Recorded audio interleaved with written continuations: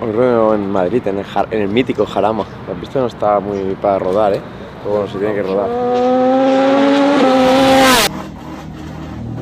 Cak, kabar terbaru yang sangat hot bahwa ternyata ada kegoncangan pada tubuh HRC.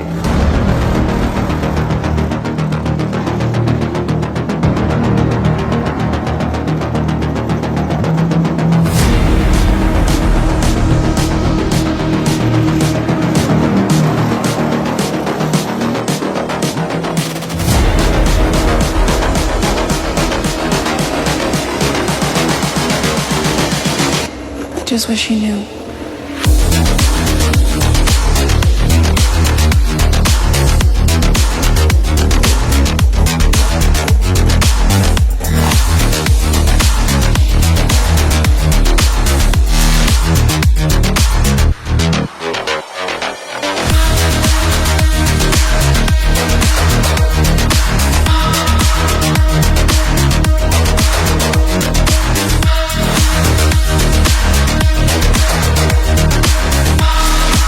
Assalamualaikum warahmatullahi wabarakatuh, Kang Bro. Ketemu lagi dengan Iwan Benaranca. Hari ini IWP ingin membahas MotoGP, bahwa ternyata sepertinya kondisi HRC sedang ada kegoncangan karena tekanan atau pressure kepada mereka dari Marc Marquez itu sangat besar, Cak. Setelah Alex Marquez pindah ke Ducati, ada beberapa sounding yang cukup kencang bahwa ini adalah sebuah proyek keluarga dari Marquez. Marc Marquez mengindikasikan bahwa dia bisa saja berpotensi untuk hengkang dari Honda. Ini banyak banget ya informasi, isu, dan juga para komentator dari pengamat MotoGP luar negeri bahwa Marc Marquez sedang memberikan waktu buat Honda. Sekali lagi, diduga sedang memberikan waktu buat Honda. Karena Marquez melihat bahwa Alex ini kan cukup baik.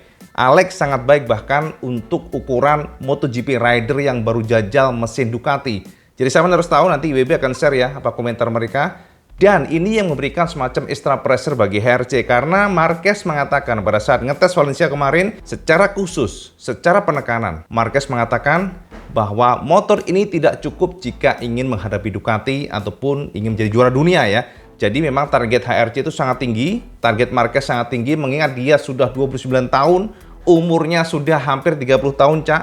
Jadi tidak ada waktu berleha-leha, tidak ada waktu untuk santai. Marquez targetnya satu, bahwa dia ingin juara dunia. Sama, Honda juga demikian. Akan tetapi ternyata paket yang diracik oleh mereka kemarin masih kurang. Itu penekanan Marc Marquez. Sounding ini tidak sembarangan, Kang Mas. Sounding tentang niat pemikiran Marquez yang bisa dibaca oleh sekelas Emilio Alzamora, mantan manajernya dari dia masih kecil, Kang Mas. Ya, maksudnya baru banget dia menjadi pembalap di kelas dunia ya. Jadi dari zaman-zaman dulu pun Emilio Alzamora yang sudah pisah sekarang dengan Marc Marquez atau Marquez bersaudara menekankan bahwa Honda harus waspada.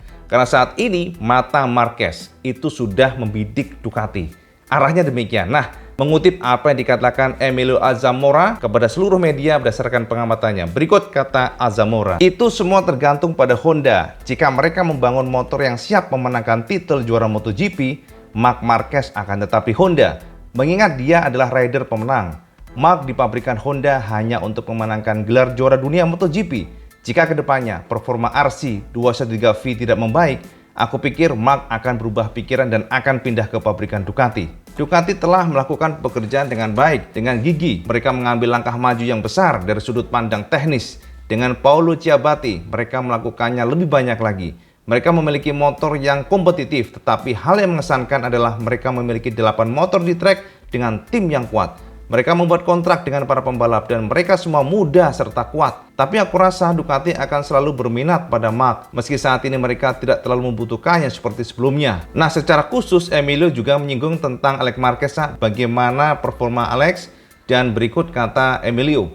"Ini kesempatan bagus untuk Alex dan dia membutuhkannya. Kita tahu bahwa dengan Honda, semua pembalap telah berjuang selama bertahun-tahun, sementara Alex akan memiliki motor yang jelas kompetitif, seperti yang dimiliki Bastianini.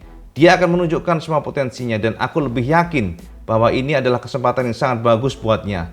Setelah mengalami banyak kesulitan, mungkin dia tidak akan langsung menjadi cepat, tetapi langkah demi langkah dia akan tiba dengan gaya balap aslinya." Yes, itu ya yang dikatakan Emilio Alzamora yang menekankan bahwa Marc Marquez berpotensi akan meninggalkan Honda jika Honda tidak proper. Bagaimana enggak, Cak? Soalnya sekelas Alex Marquez, Dia mengatakan bahwa mesin Ducati itu gila. Nah, ini sebagai saudara ya, maksudnya tuh Alex Marquez ini kan adiknya Marc Marquez.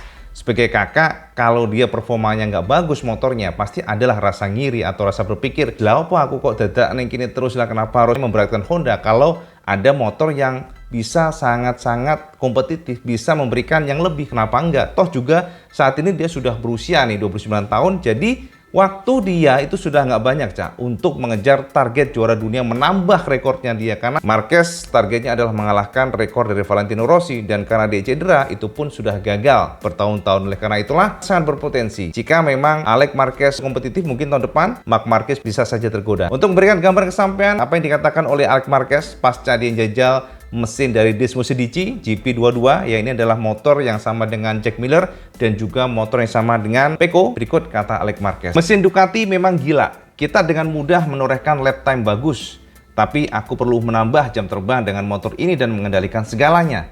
Tapi sejak awal aku langsung nyaman, feelingku positif, tapi aku masih punya hal untuk digali, banyak potensi yang pasti. Yang penting adalah aku bisa menjaga tetap di angka 0,6 detik tanpa beradaptasi, jadi aku senang.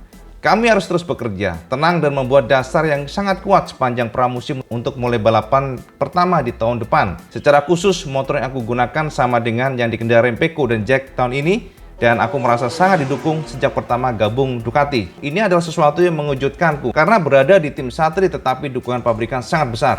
Kami mengadakan pertemuan di mana mereka memperkenalkanku kepada semua orang dan mereka menjelaskan kepadaku apa yang mereka semua lakukan. Ini sangat mengejutkanku. Terlihat pabrikan memberikan bantuan yang sangat besar, akses ke semua informasi, dan ini sangatlah positif. Itu kata Alex Marquez. Nah, jadi dari kata-kata Alex ini bisa kita simpulkan sepertinya ya pola kerja antara Jepang dan Italia ini agak beda ya mungkin ya sepertinya. Karena kita lihat bahwa touchingnya kepada pembalap itu luar biasa. Bahkan dengan tim satelit aja, kata Alex Marquez tadi, ada akses full yang diberikan supaya meraih hasil bagus. Jadi bersama-sama nih, bergandengan tangan, mereka ingin meraih hasil sebagus-bagusnya untuk Ducati. Jadi ini mungkin yang berbeda dengan tim HRC ataupun tim Jepang ya secara khusus. Karena kita lihat sepertinya ya, artinya kan berarti Alex mungkin nggak pernah diajak seperti itu oleh Honda, mungkin ya. Sekarang kita tanya dulu kepada Marc Marquez, apakah ada indikasi demikian? Apakah Marquez membantah isu bahwa dia akan ke Ducati atau justru dia mengiyakan? Nah, inilah kata Marc Marquez setelah merespon ya semua isu yang ada. Setelah merespon atau setelah dia mendengarkan atau membaca berita bahwa dia akan meninggalkan Honda, berikut kata Marc Marquez. Aku berharap Honda RC 213V bisa lebih baik di masa mendatang.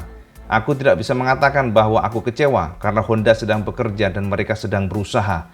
Namun, yang pasti aku butuh motor yang lebih kompetitif.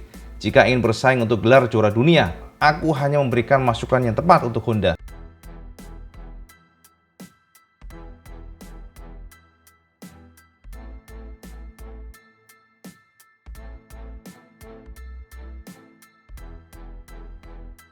Mereka sebagai insinyur dan teknisi, sehingga pada bulan Februari pada tes Sepang kita akan melihat langkah apa yang sudah diambil. Kepercayaanku dengan Honda itu 100%. Dalam situasi seperti ini, kemarahan tidak berguna, apalagi ancaman. Aku masih punya 2 kontrak dengan Honda. Aku masih mempercayai mereka 100% dan kami memiliki mentalitasnya. Aku berharap bisa juara dunia lagi dengan Honda. Itu kata Marquez saya. Nah, ternyata setelah Marquez mengatakan demikian, Alex juga menimpali bahwa Marc Marquez ternyata memberikan semacam penegasan, Cak. Berikut kata Alex, tambahannya ya. Kami bersama di dalam mobil dan dia Marc ya, maksudnya dia tuh Marc Marquez tidak mengatakan sepatah kata pun. Marc saat itu sangat marah. Aku bertanya kepadanya, apakah dia telah mencoba hal-hal baru pada motornya? Dia menjawab, ya, tetapi tidak ada yang berhasil. Itu saja. Aku hanya mengatakan kepadanya bahwa motor Ducati sangat berbeda. Aku pikir jika Honda mengambil langkah yang harus diambil, Marc tidak akan pergi. Karena Honda adalah pabrikan yang selalu membalap dengannya, yang setia menunggunya serta menghormatinya saat dia cedera. Itu kata Alex Marquez. Jadi, Kang Mas ya, bisa kita simpulkan sebenarnya memang bonding atau perasaan Marquez itu pada Honda sangat besar. Kita tahu ya, bahwa Marquez tidak membalap selama beberapa bulan atau mungkin bahkan tahunan ya. Dan secara gaji tidak dipotong sama sekali. Ini yang menurut IWB akan menjadi kunci bahwa Honda masih diberikan kesempatan walaupun pressure-nya sangat besar, Cak. Pressure-nya itu gede, Kang Mas. Apalagi isunya kan sangat kencang bahwa Marc Marquez berpotensi hengkang dari Honda kalau mereka tidak berhasil tahun depan. Ini terulang nih ya, tahun depan ternyata RC masih memble, Cak. Berarti bisa saja nih, setelah itu 2025 mungkin kita nggak tahu, bisa saja nanti ke Ducati. Tapi yang jelas saat ini memang Honda, Yamaha itu suffering. Kita harus akui itu. Walaupun Yamaha saat ini bisa runner up, itu pun tertolong karena Fabio Quartararo. Jadi kalau kita perhatikan bagaimana Fabio yang bisa runner up, tapi ternyata di posisi kedua langsung pabrikan Yamaha atau pembalap Yamaha hanya ditempati oleh Franco Morbidelli dengan posisi 19. Pabrikan Jepang yang luar biasa terkenal, tangguh di masa lalu. Sementara kita lihat bahwa Ducati sangat mendominasi. Secara umum, Jepang harus berbenah. Pabrikan Jepang harus berubah. Ini juga digarisbawahi oleh Valentino Rossi yang menegaskan, dia kan cinta nih sama Yamaha nih. Jadi sampai Rossi tidak segan-segan memberikan masukan kepada Yamaha bahwa pola kerja Yamaha harus berubah jika ingin kembali lagi ke atas. Karena dia tahu Valentino Rossi sebenarnya sudah memperingatkan Yamaha itu sekitar 4 tahun ke belakang bahwa motor mereka getting worse and worse. Makin parah dan parah. Rossi menegaskan, tapi justru Yamaha bukan mencari cara, tapi Yamaha mencari pembalap yang bisa handle. Bukan mencari cara bagaimana semua pembalap ya, semua pembalap rider Yamaha itu bisa handle M1, bukan. Tapi mereka fokus kepada pembalap satu yang bisa handle, yakni Fabio Quartararo. Rossi saat itu sudah menegaskan bahwa the problem is less traction rear. Jadi belakang ban itu memang kurang traksi. Itu ditekankan oleh Rossi berkali-kali, akan tetapi ya udah. Akhirnya puncaknya adalah tahun ini bagaimana Fabio sampai menangis. Fabio kecewa sekali ya, Fabio sampai desperate setelah dia leading 92 poin, tiba-tiba begini grafiknya ya. Jadi itu sih penekanan dari Valentino Rossi. Berikut kata Vale, Yamaha terlalu fokus pada keseimbangan motor, menjadikan mereka memiliki motor yang mudah dikendarai dan untuk menikung. Tapi sekarang sangatlah penting untuk mengejar ketertinggalan dari Ducati, khususnya power. Aku harus mengatakan bahwa dalam beberapa tahun terakhir Ducati telah menyulitkan siapapun dan semua pabrikan Jepang berada dalam kesulitan besar. Di Ducati, mereka memiliki cara kerja yang agresif, banyak motor di lintasan dan memiliki banyak data. Kesimpulannya adalah Ducati telah mengambil langkah maju dan pabrikan Jepang, Yamaha khususnya, harus segera memutuskan langkah selanjutnya untuk masa depan karena permainan telah berubah. Yes, itu kata Valentino yang memiliki tim Monivi R46 yang menunggang Ducati GP22 nanti tahun depan ini, Luca Marini. Dan dari semuanya, Cak, bisa kita simpulkan bahwa kondisi HRC itu menurut IWB rapuh. Pressure tersebut akhirnya di follow up atau direspon oleh Honda secepat mungkin. Ini bisa kita konfirmasi di mana Honda akhirnya merombak jajaran di tubuh HRC. Nah, konfirmasi yang bisa kita peroleh, Cak, ya. Jadi dimulai dengan Giacomo Guidotti yang hingga kini menjadi track engineering Takaki Nakagami di tim LCR Honda mulai musim depan. Doi menjadi bagian dari tim utama Repsol Honda. Jadi ditarik ke sana untuk mendampingi rider baru John Mir. Itu pastinya ya. Jadi track engineering Nakagami ya akan mendampingi John Mir. Artinya John Mir nanti akan mendapatkan arahan dari Giacomo Guidotti namanya ya. Kemudian juga dengan kursi yang ditinggalkan oleh Giacomo Guidotti, tim LCR Honda kini posisi tersebut digantikan oleh Klaus Nohles yang dalam 3 tahun terakhir bekerja di tim uji Honda. Pada tes pramusim Valencia sebelumnya, Doi juga sudah hadir di box Nakagami untuk menggantikan Guidotti yang kecelakaan saat bersepeda ya pada saat itu ya, Cak ya.